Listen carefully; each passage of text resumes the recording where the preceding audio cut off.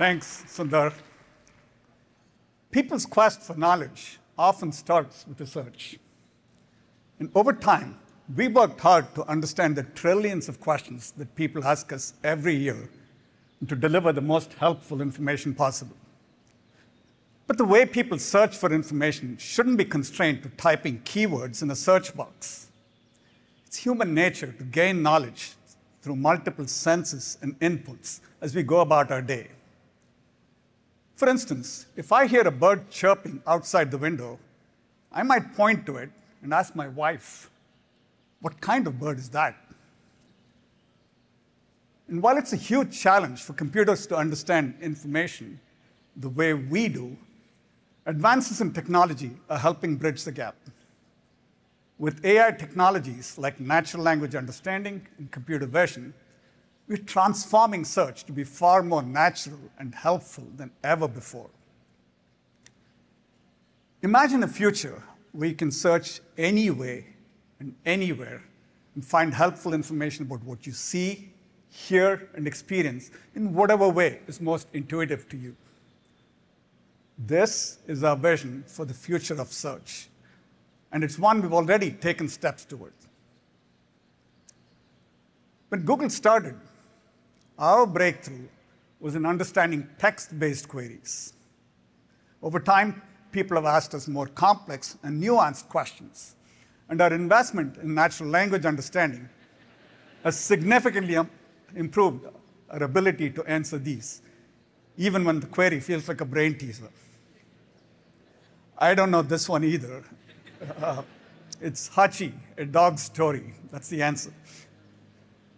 But for many questions, it can be easier to speak than type, which is why, over a decade ago, we introduced voice search. We now get hundreds of millions of voice queries every day, and adoption is even higher amongst new internet users. In India, for example, nearly 30% of Hindi queries are spoken. But often, seeing is understanding. So we reimagined Google Search yet again with Google Lens to help you search what you see using your camera right from your search bar. Lens is now used over 8 billion times a month, which is nearly tripled last year. Now, we're redefining Google Search yet again. We're combining our understanding of information across multiple modes to help you express your needs more naturally than ever before. Just last month, we launched multi-search, one of our most significant updates to search. In the Google app, you can now search by taking a photo and asking a question at the same time. You can snap a pic of a spill-proof water bottle and ask for one with rainbows on it to brighten your kid's day. Or in my case, I was able to take a photo of my leaky faucet and order the part to fix it. The funny thing is, I still don't know what that part is called. But this is just the beginning of what we can do with multi-search. Later this year, we'll add a new way to search for local information with multi-search near me. Just take a picture or long press one you see online and add near me to find what you need from the millions of local businesses we serve in Google. Near me will work on multi-search for everything from apparel to home goods to my personal favorite, food and local restaurants. So let's say I spot a tasty-looking dish online. I don't know what's in it or what it's called, but it's making me hungry. With this new capability, I can quickly identify that it's japchae, a Korean dish, find nearby restaurants that serve it, and enjoy it in no time.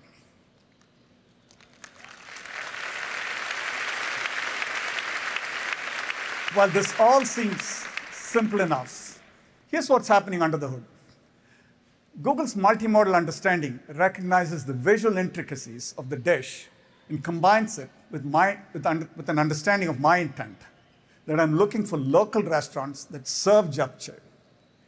It then scans millions of images and reviews posted on web pages from our active community of Maps contributors to find results about nearby spots. Multi-search near me will be available globally later this year in English and will come to more languages over time.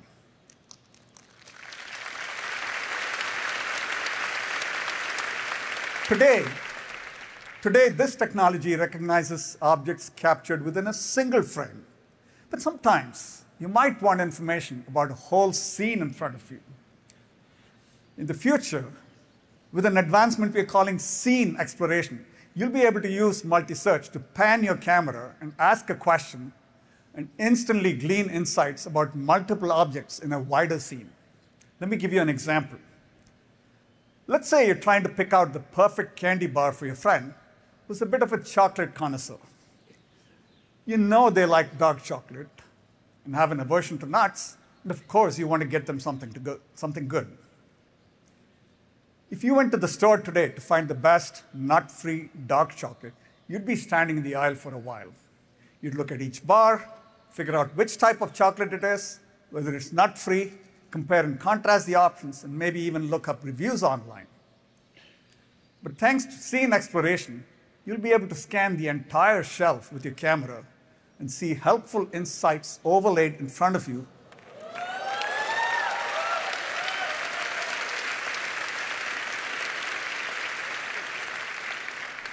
Yeah, insights overlaid, so you can find precisely what you're looking for. Try doing that with just keywords. Here's how it works. Scene exploration uses computer vision to instantly connect the multiple frames that make up the scene and identify all the objects within it. Simultaneously, it taps into the richness of the web and Google's knowledge graph to surface the most helpful results. In this case, which bars are nut-free, dark chocolate, and highly rated. Scene exploration is a powerful breakthrough in our device's ability to understand the world the way we do. And it gives us a superpower, the ability to see relevant information overlaid in the context of the world around us. You could imagine using this in a pharmacy to find a scent-free moisturizer, or at your local corner store to find a Black-owned wine label to support.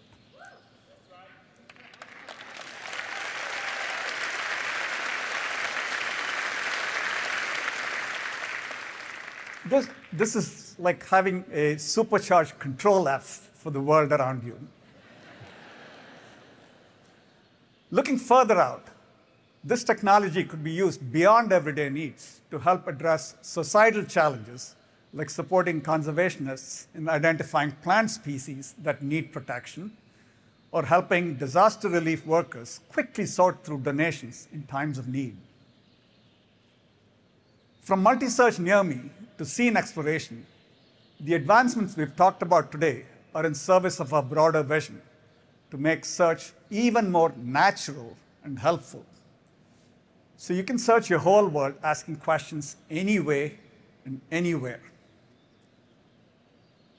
To deliver on this promise, Google needs to serve billions of people's diverse information needs.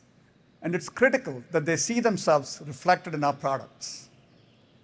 Building for everyone is a core value at Google. You might recall at I/O last year, we announced Real Tone, a multi-year initiative to build more equitable camera and imagery experiences on Pixel 6.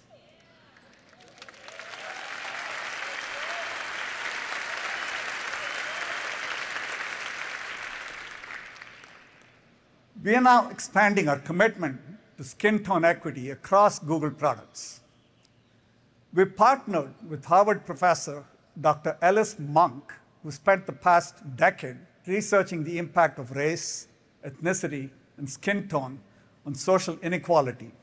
And his research and expertise are shaping how we approach inclusivity in our products. Before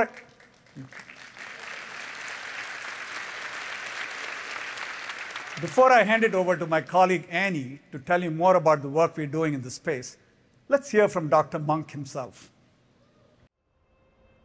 Oftentimes when it comes down to representation, I'm amongst the darkest that you would find in media, when I know that there are much darker folks, even of different races. Color biases and colorism are really a global phenomenon. The reality is life chances, opportunities, all of these things were very much tied to your phenotypical makeup.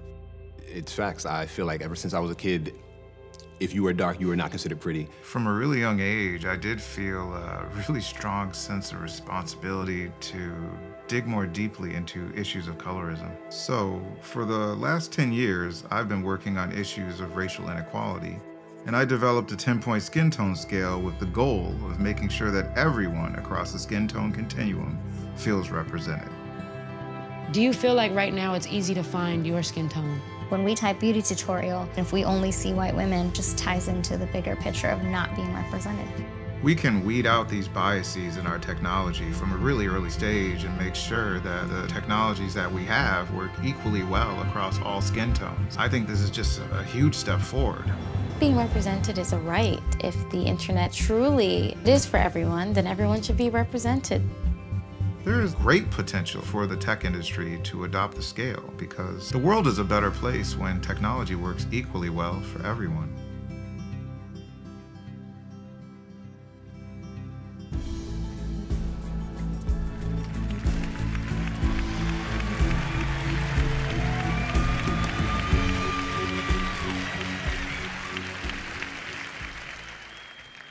At Google, we build products for the world. Billions of people with varied backgrounds and experiences rely on our products every day. As Dr. Monk mentioned, skin tone is one of many important dimensions that shapes people's identity and experiences, and we all deserve to feel seen and validated. Today, we're excited to share how we're starting to use the Monk Skin Tone Scale to build more inclusive products across Google. Developed by Dr. Monk, the scale adds a critical step to our product development and testing to ensure the technology powering our features works well for everyone. Our research has shown that more people in the US find the Monk scale to more accurately reflect their skin tone compared to the current industry standard. This was especially true for people with darker skin tones. We're testing the scale globally and in different product settings, and we'll continue to improve it to reflect people everywhere. At Google, we've started using the Monk scale to help improve how we understand and represent skin tone in products like photos and search. Every day, millions of people search the web, expecting to see images that match the diversity of the world around them. We've started to roll out improvements to images in Google search to show a range of skin tone diversity so that people from all kinds of backgrounds can find more relevant results. And for makeup queries like everyday eyeshadow and bridal makeup looks, users will have a new way to filter by relevant skin tones to find more helpful results. I can't tell you the number of times that complementary shades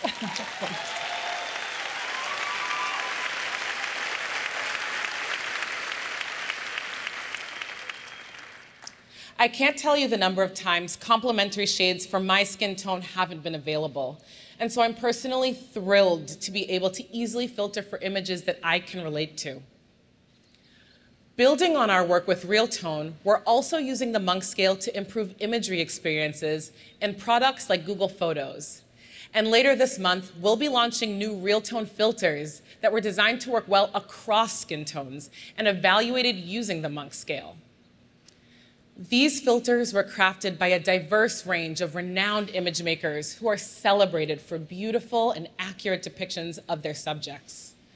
With Real Tone filters, you can apply the beauty and authenticity of professional editing to your own photos with just a few taps.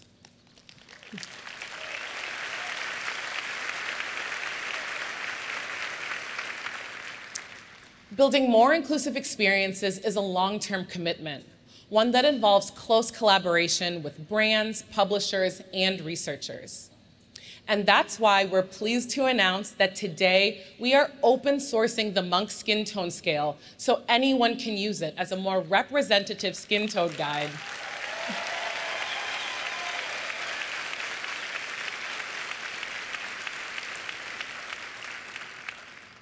in research and in product development.